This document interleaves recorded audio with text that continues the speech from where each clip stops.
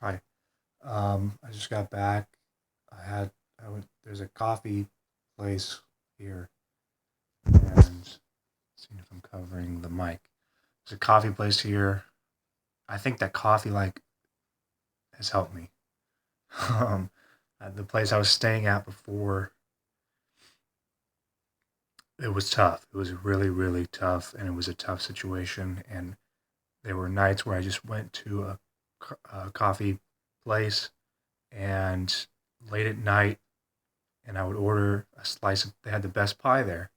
I would order a slice of pie. They made their own pie, and it was amazing. And I would get it like a macchiato or a French roast, and I like a darker roast. Uh, and that's where I went there tonight. There's a new place that opened up in um, the city where I'm at now, um, and it's a really cool place. Actually, it's like furnished. They have chairs, and there's like art there. There's like a big, enormous painting of a woman like picking her nose. I thought that was really cool. Um, and everybody there is really friendly. It's just nice to go in there because everybody is really friendly and intelligent. Obviously intelligent. Just the sense that you get, and the way that they make the coffee is unique. I haven't seen anything like that. Um, it's actually maybe overly complicated. I don't know. I mean, that's just a judgment. Um, too judgmental maybe, or I don't know. But I went there. It's about 8:30, 8:45 at night, and I just went there and sat alone and listened to the music in a nicely in a comfortable black chair, and just kind of like stared off into space. And I had a cup of coffee. Um, I'm actually kind of like in my head, like judging the cup of coffee. It wasn't that great. It wasn't that great. I wish that I can just, I don't know. I'm so nitpicky right now. I'm sure for a lot of reasons. And the cat is meowing. The cat is very affectionate. Um, and unfortunately, maybe you could tell from my videos, like I'm so plugged up. I'm really allergic to this cat. I don't know. I've had cats before. I've never had this kind of reaction. It's just, she sheds so much, and I can't let her in the room at all. But she is so affectionate, um, and it's hard because she's really really affectionate, and I would love to return the favor, but it's like, I mean, even not even closing the door, it's like I'm still affected, and I'm still plugged up a little bit every day, um, and so I don't know. Coffee has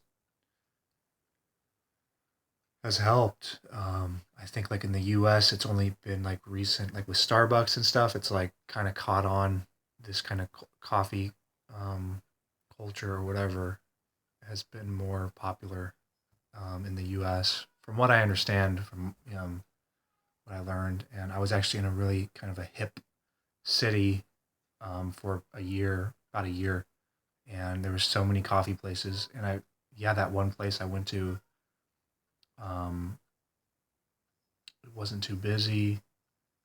It wasn't. They had a restaurant in the back, and the coffee was reasonably priced. Um, I would go in there and spend my money. Um,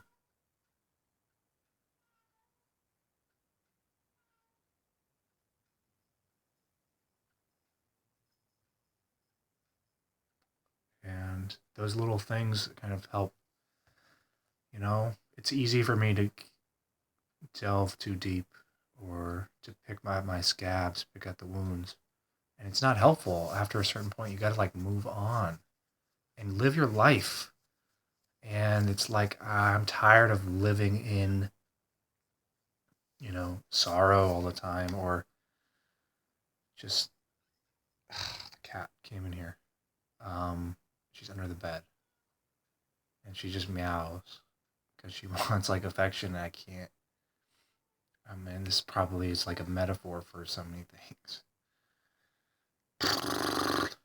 Um,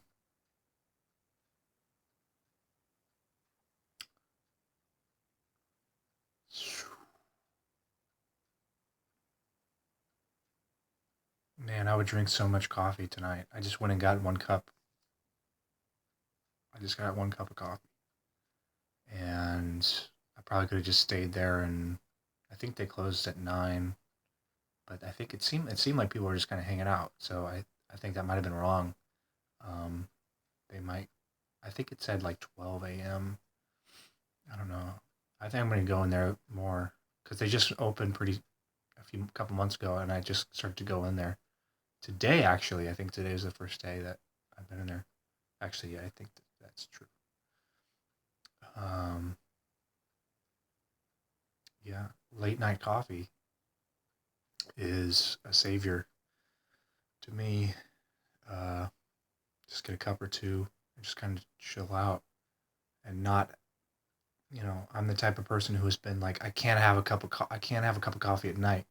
I can't do this or that. I have to live a perfect psychological life. I have to live the perfectly balanced life. But that's like imbalanced. That's what my father does. That's how my father lives. Every little thing is he lives his life in the ultimate pettiness. It's the ultimate pettiness of these little obsessions, and you build this little world to live in and these little rules, and the world is so much bigger and grander and more beautiful and more adventurous. um, and I'm tired of living in a small way.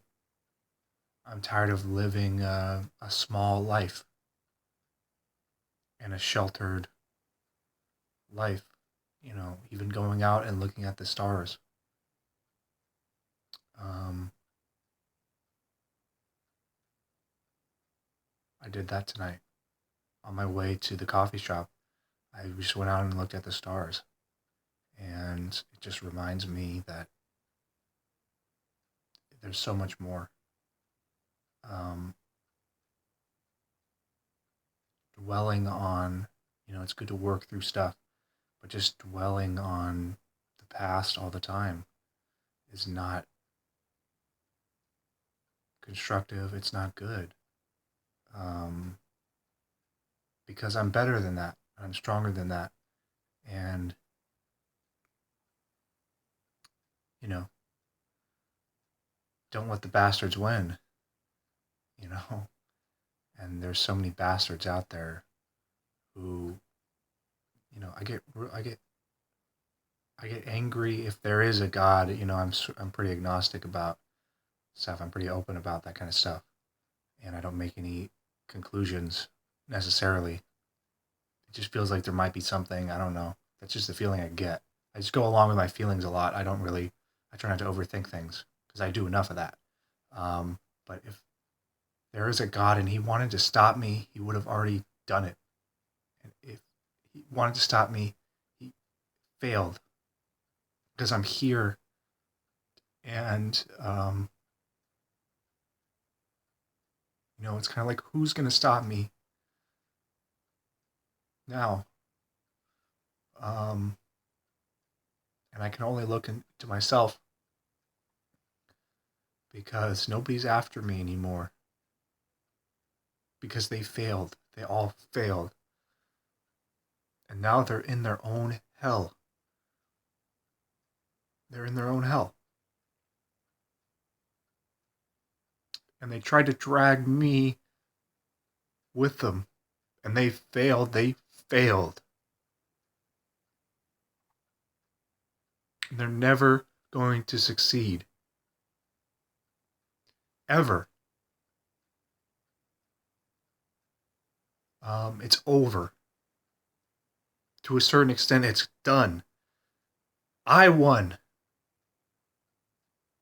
and they lost, and they're still losing every day, every second, every moment. They lost, and they are losing, and I'm not the I'm not the scapegoat anymore. I'm not. To where you put all the burdens on one person, now it's on them completely. And how does it feel? That's what I want to know. And I look at them and I see them tremble with fear and shame and regret. And how does it feel? How does it feel? How can you put that on a child? How can you put that on a child? How? You how can you do that? You know, you should go to lose sleep at night. This is my message to them. How do you sleep? And I know they don't sleep very well. I know. And my father tells me his dreams. I think it's just instinctual. And I know what his dreams mean, okay? And it's sad. And that's what he has to live with for the rest of his life. He's already dead. He talks about death. He tries to guilt trip me. And he's a pushover. He's a coward. It's pathetic. And I'm not going to be that. They lost already. They lost. And it's like sometimes I just do a victory lap because I have been through so much and I made it. I made it. I'm safe. I'm okay. And I'm moving forward. And it's victoria. It's a triumph. It's a triumph because I could have, but I didn't, you know? I didn't. I'm still here. I'm still here. And not only am I still here, I'm thriving and I'm growing. And, you know, and I'll transform this into something good. Not only am I breaking the cycle, I'm going to break other cycles. Um, and no one will stop. No one can stop me. Only God can stop me, and he doesn't seem to be. I don't know. You know, it doesn't even matter because if I see him or whatever, her, whatever, I have a bone to pick, and he's going to have to answer or whatever. You know, I'm using these pronouns or whatever, but that's beside the point. You know, what's going to stop me? What's going to stop me? And I'm asking myself because I'm not going to be stopped. I'm not going to stop. Even death, I don't think death can stop me. You know,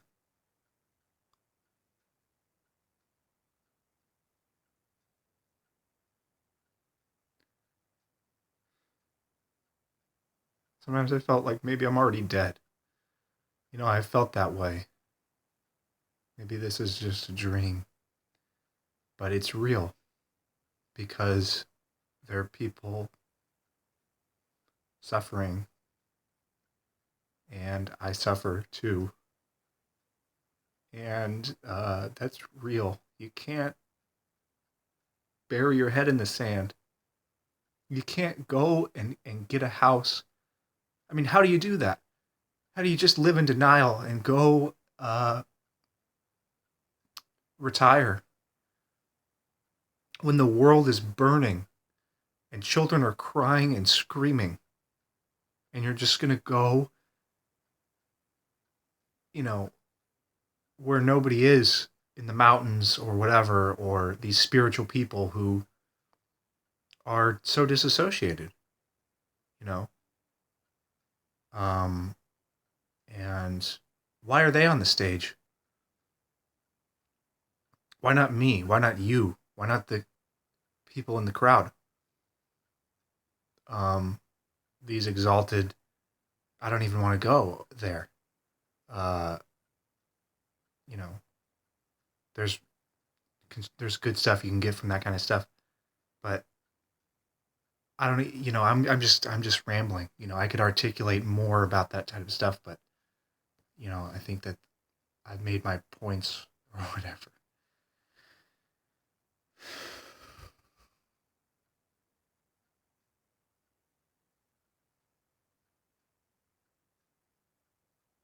One day I'm going to remember these moments. Uh, it'll be a memory.